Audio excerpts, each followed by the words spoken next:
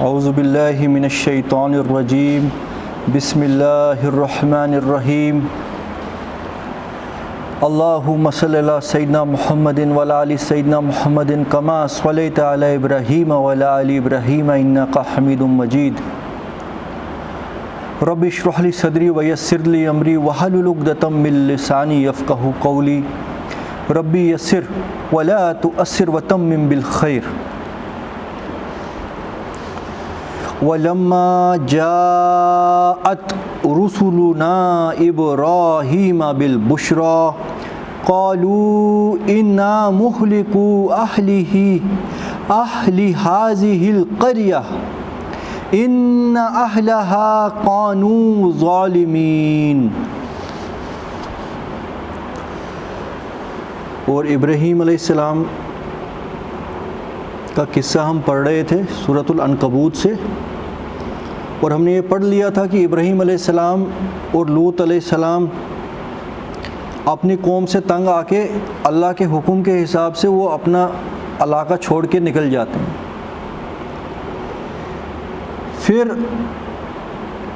بہت سے غالباً ڈیکیڈ بعد کا ایک قصہ ہے، بیچ میں کیا کچھ ہوا وہ قرآن میں مختلف جگہ اللہ تعالیٰ نے فرمایا ہے۔ ابراہیم علیہ السلام پھر کہاں جا کے آباد ہوئے، ان کی شادی کا سلسلہ ہمیں روایتوں سے مل جاتا ہے۔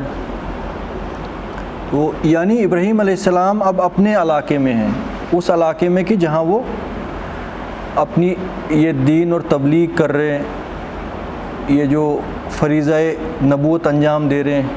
بہرحال جو بھی علاقہ تھا وہاں پہ ابراہیم علیہ السلام تھے، اور ابراہیم علیہ السلام کی شادی ہو گئی تھی، ٹھیک ہے، اور شادی کے کئی سال بعد تک بھی اولاد نہیں ہوئی تھی۔ روایتوں میں تو آتا ہے یہاں تک کہ غالباً 80 to 90 سال کے ہو گئے تھے ابراہیم علیہ السلام، مگر اللہ تعالیٰ نے ابھی اولاد عطا نہیں کی تھی۔ اور جس وقت ابراہیم علیہ السلام نمرود کے علاقے کو چھوڑ کے نکلے تھے وہ مسا ابھی جوان تھے، ہے نا۔ جوانی سے لے کے پھر بڑھاپے تک کا جو سفر ہے وہ سارا کا سارا یہاں پہ سکپ کیا گیا ہے۔ پھر بڑھاپے میں جو ہوا تھا وہ ذکر یہاں آ رہا ہے، اور وہ کیا ہے؟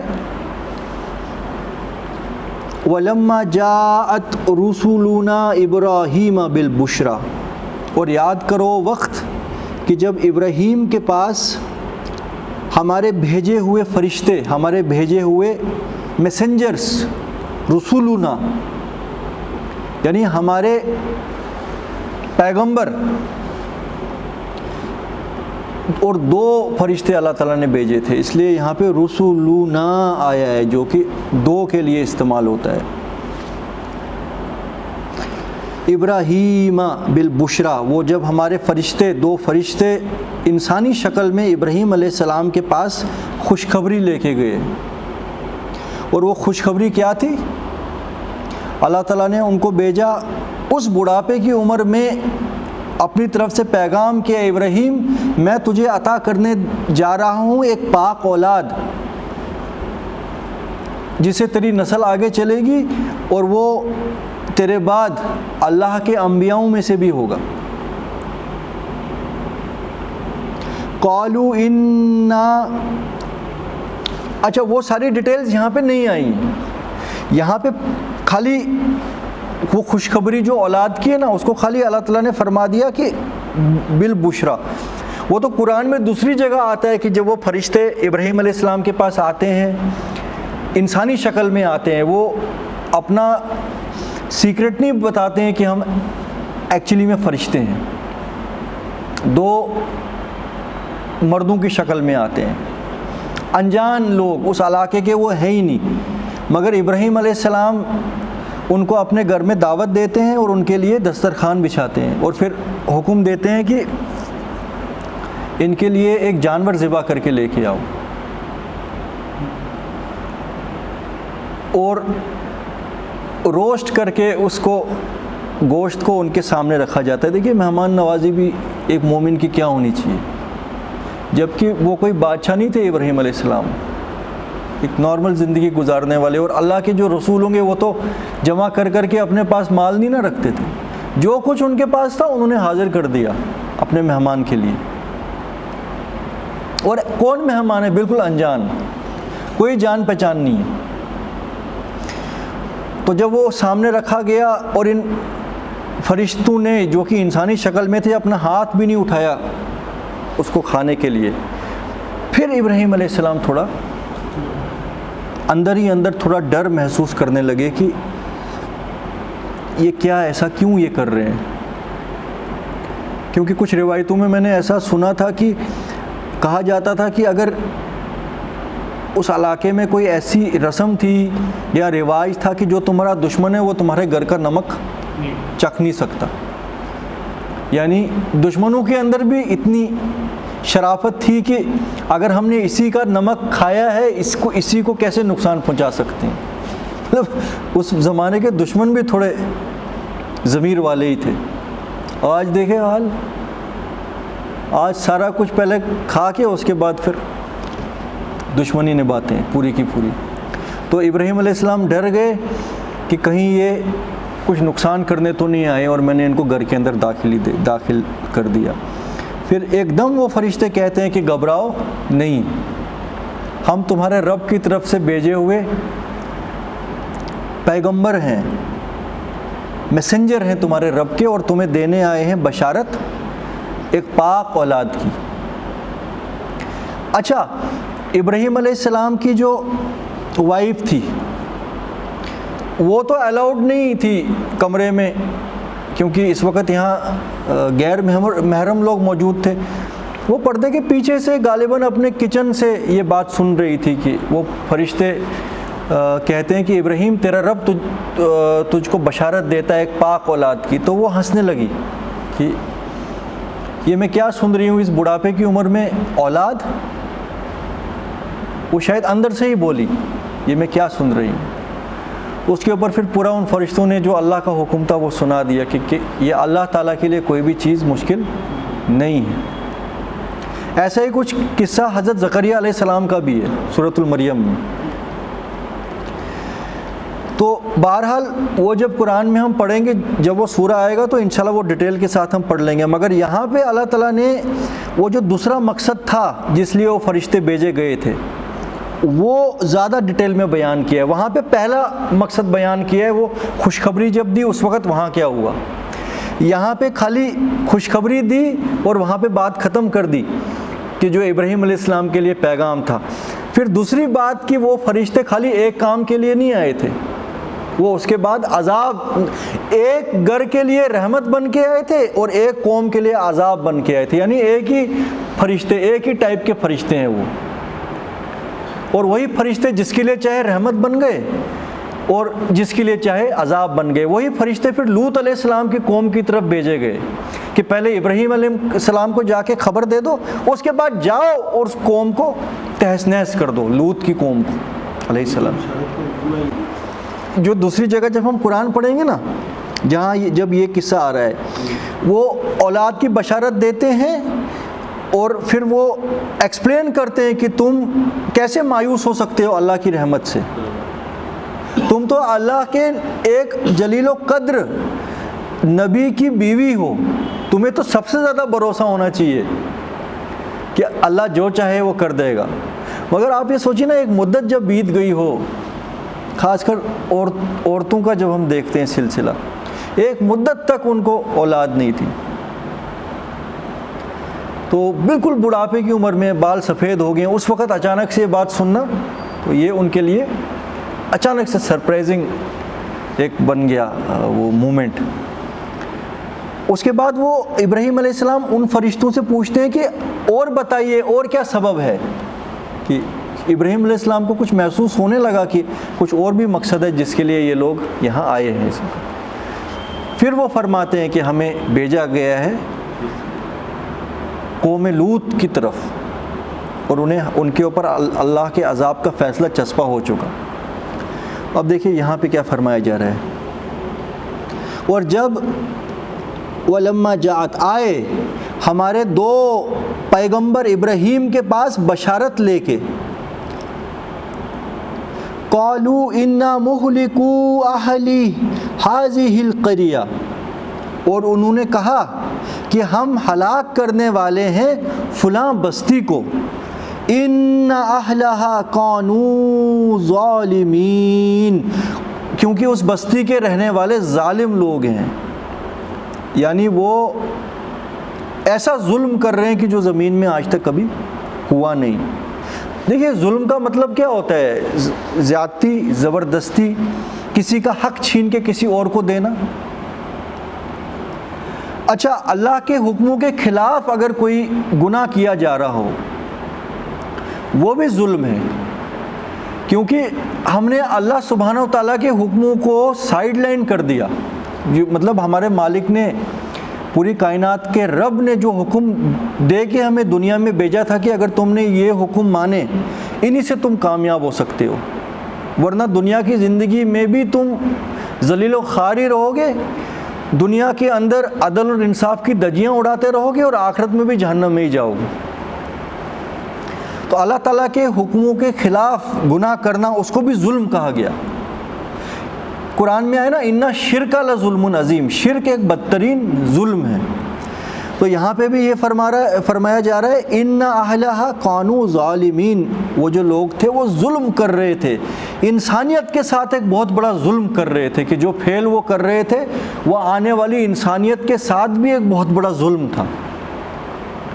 وہ کچھ ایسا کرنا چاہ رہے تھے جس کی وجہ سے ساری کی ساری انسانیت کا سلسلہ ہی کٹ آف ہو جاتا، سمجھ رہے ہو، اور اللہ کی نافرمانی کر رہے تھے۔ قال ان فیہا لوطا، ابراہیم علیہ السلام فرمانے لگے کہ مگر وہاں تو میرا بھائی لوط بھی ہے۔ قالوا نحن اعلم بمن فیہا، کہنے لگے وہ کہ ہم خوب جانتے ہیں وہاں کون کون ہیں، آپ گھبرائیے مت۔ لَنُنَجِّيَنَّهُ وَأَهْلَهُ إِلَّا امْرَأَتَهُ، ہمیں تو حکم یہ ہے کہ ہم اس کو بچا لیں گے اور اس کے گھر والوں کو بھی بچا لیں گے، إِلَّا امْرَأَتَهُ، سوائے اس کی بیوی کے، كَانَتْ مِنَ الْغَابِرِينَ، کیونکہ وہ ہے پیچھے رہ جانے والوں میں، ہلاک ہو جانے والی فہرست جو اللہ نے ہمیں دی ہے اس میں وہ سلیکشن لسٹ میں ہے، تباہی کی سلیکشن لسٹ میں۔ وَلَمَّا أَن جَاءَتْ رُسُلُنَا لُوطًا سِيءَ بِهِمْ وَضَاقَ بِهِمْ ذَرْعًا وَقَالُوا لَا تَخَفْ وَلَا تَحْزَنْ۔ اب دیکھو، اب یہ جو فرشتے تھے نا، یہ بڑے خوبصورت نوجوان لڑکوں کی شکل میں، مردوں کی شکل میں پہنچ گئے لوط علیہ السلام کے پاس بھی، جیسے لوط علیہ السلام کے بڑے بھائی ابراہیم علیہ السلام کے پاس گئے تھے، وہاں تو بڑی ویلکم ان کی گئی، بڑی مہمان نوازی ہوئی۔ اور رسول تو بھائی بھائی ہوتے ہیں، ان کی نیچر بھی ایک جیسی ہوتی ہے، وہ بھی مہمانوں کی بہت عزت کرتے ہیں، لوط علیہ السلام بھی، مگر ان کو پتہ ہے میری قوم بڑی بدبخت اور ذلیل قوم ہے، اگر ان کو پتہ لگ گیا کہ ایسے حسین نوجوان لوط کے گھر میں ہیں اور خدا نہ خواستہ انہوں نے بری نظر سے ان کی طرف دیکھا بھی اور میں ان کی مدد نہ کر پایا، کتنا برا میں جو مہمان نواز پھر ثابت ہوں گا، کہ اس وقت یہ میری پروٹیکشن میں آئے ہیں، میرے گھر میں آئے ہیں، مگر ان کو یہ بات پتہ نہیں ہے کہ یہ علاقہ کیسے وحشی جانوروں کا ہے، کہ جانوروں سے بھی بدتر قوم یہاں بستی ہے۔ تو وَلَمَّا أَن جَاءَتْ رُسُلُنَا لُوطًا، اور جب آئے ہمارے بھیجے ہوئے رسول لوط کی طرف، سِیءَ بِهِمْ، ان کا چہرہ جو ہے وہ بالکل پریشان ہو گیا، یہ چہرہ جیسے ایک حساب سے چہرے کی رنگت اڑ جاتی ہے نا، پریشانی کے ساتھ، سِیءَ بِهِمْ وَضَاقَ بِهِمْ، اور تنگ دل ہونے لگے، دل کے اندر نا ڈر اور یہ جو نا ان کی مہمانوں کے لیے کیئر کہ اب کیا ہوگا اگر لوگوں کو پتہ لگ جائے، کنسرن تھے کہ اب یہ دو نوجوان آ گئے ہیں کہ خدا نہ خواستہ اس قوم کو پتہ نہ لگ جائے۔ وَضَاقَ بِهِمْ ذَرْعًا، اور دل کے اندر ڈر اور تنگی محسوس کرنے لگے۔ اب دوسری جگہ جب یہ قرآن میں قصہ آیا ہے وہاں پہ اتنی جلدی فرشتوں کا ذکر نہیں آیا کہ فرشتوں نے یہ ایک دم لوط علیہ السلام سے فرمایا کہ آپ گھبرائیے نہیں، ہمارے تک یہ نہیں پہنچ سکتے۔ کافی ٹائم بیت گیا کہ لوط علیہ السلام کے گھر میں تھے، اور اتنی دیر میں لوط علیہ السلام کی غالباً بیوی نے قوم کو خبر بھی دے دی کہ تمہارے لیے بہت اچھا انتظام آج ہمارے گھر میں آ گیا ہے۔ تو وہ سارے جو ہے نا، کیا الفاظ ایسی قوم کے لیے استعمال کیا جائے، ایسے وحشی جانور جو تھے وہ آ کے لوط علیہ السلام کے گھر کے باہر جمع ہو گئے، اور دروازہ بند تھا، وہ ٹھل ٹھل کر کے کہنے لگے لوط جلدی ان کو باہر بھیج۔ وہ ساری ڈیٹیل میں قصہ قرآن میں دوسری جگہ آیا ہوا ہے۔ اب یہ کچھ سب بیت رہا ہے اور لوط علیہ السلام کو یہ محسوس ہو رہا ہے بس اب یہ دروازہ توڑ کے اندر گھس ہی جائیں گے۔ اس وقت پھر یہ جواب فرشتوں نے دیا ہے، ایک دم کیا تسکین ملی ہوگی لوط علیہ السلام کو کہ نہیں نہیں نہیں، کہ میری حفاظت یہ نہیں ہے، یہی آئے حفاظت کرنے دنیا کی۔ تو وہ انشاءاللہ جب آئے گا وہ بھی ڈیٹیل میں وہیں پڑھ لیں گے۔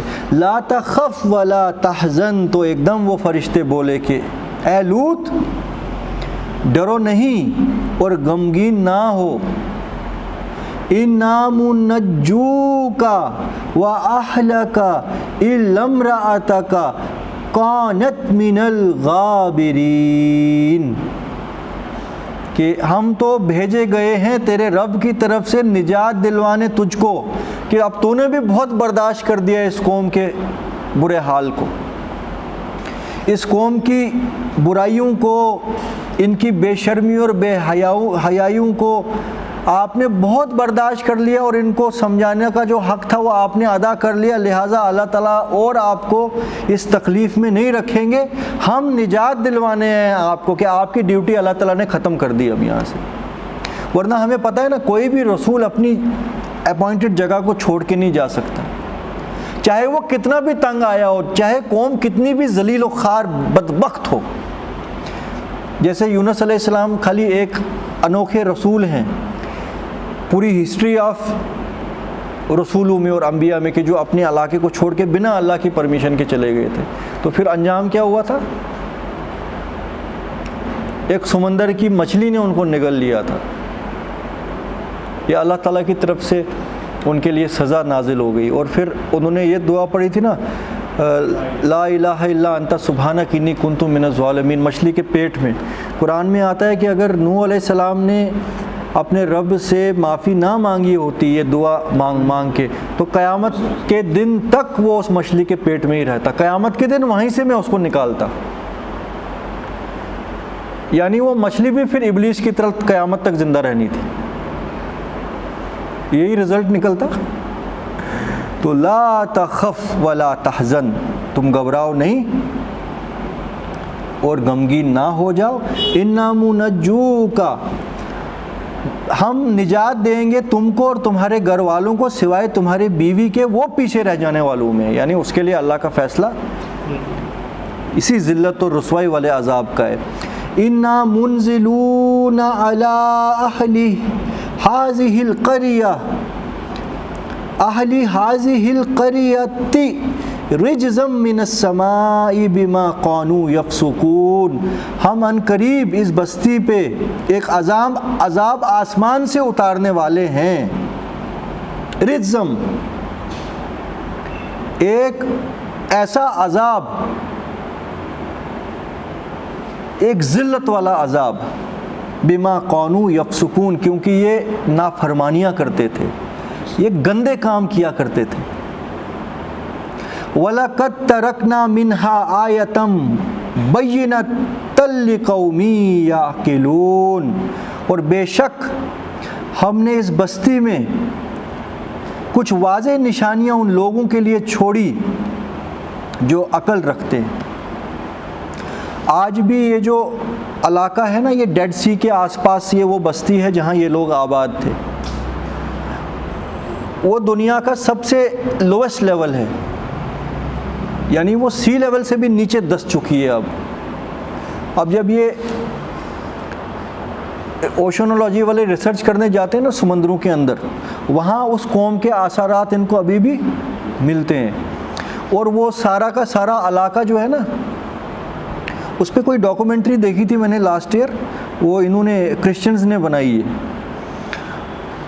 وہ سمندر کے آس پاس جو بیچ ہوتی ہے نا، وہ جنرلی ریتیلی زمین ہوتی ہے، مگر وہاں کی جو بھی بیچ ہے نا، وہاں پہ خالی سلفر ہے. سلفر کا مطلب کیا چیز ہے کہ وہ اگر اس کو آگ جلائی جائے نا، وہ ایک شعلے کی طرح بھڑکتا ہے، جیسے تار اور شعلہ. وہ تار نہیں ہوتا ہے جو روڈ پہ بچھایا جاتا ہے گرم کر کے، اس طریقے سے وہ پگھل جاتا ہے اور جلتا ہے، اور اس سے بہت عجیب قسم کی جو ہے نا اسمیل بھی آتی ہے. تو وہ پورا علاقہ جو ہے وہ اس سے بھر کے ہے، وہ سلفر سے. تو کیا پتہ آسمان سے جو آگ کی بارش یا آسمان سے جو عذاب اترا تھا، کیونکہ تورات میں ہی آتا ہے کہ آسمان سے اللہ تعالیٰ نے آگ کی بارش ان کے اوپر برسائی. کیا پتہ وہ سلفر بھڑکتا ہوا، بھڑکتے بھڑکتے سلفر کے گولے وہاں پہ بارش کی شکل میں نازل ہوئے، اور اس کے بعد آگ کے عذاب کے بعد فرشتے کو حکم دیا گیا کہ اس کو تلپٹ کر دے، اس شہر کو. یعنی اس کو اٹھا کے اوپر لے کے پھر اوپر والا حصہ نیچے، نیچے والا حصہ زمین میں دسا دے. تبھی تو وہ سمندر کے اندر جا کے وہ پرانی سویلائزیشن کے اثرات ان کو مل رہے ہیں. سمجھ رہے ہو؟ یعنی پہاڑی کا جو نچلا پورشن تھا نا، وہ اوپر ہو گیا، اور جہاں شہر بسا ہوا تھا وہ اپ سائڈ ڈاؤن کر دیا تھا، اور بڑی زور سے تاکہ وہ دس جائے زمین کے اندر. وہ پورشن اتنا دسا ہوا ہے نا کہ وہ سی لیول سے بھی نیچے چلا گیا ہے. ڈیڈ سی کا جو ایریا ہے. صلی اللہ سیدنا محمد وعلی آل سیدنا محمد کما صلیت علی ابراہیم وعلی آل ابراہیم انک حمید مجید. اللہم انس وحشتی فی القبر، اللہم ارحمنی بالقرآن العظیم واجعلہ لی اماما ونورا وہدی ورحمہ. اللہم ذکرنی منہ ما نسیت وعلمنی منہ ما جہلت وارزقنی تلاوتہ آناء اللیل وآناء النہار واجعلہ لی حجۃ یا رب العالمین. آمین یا رب العالمین.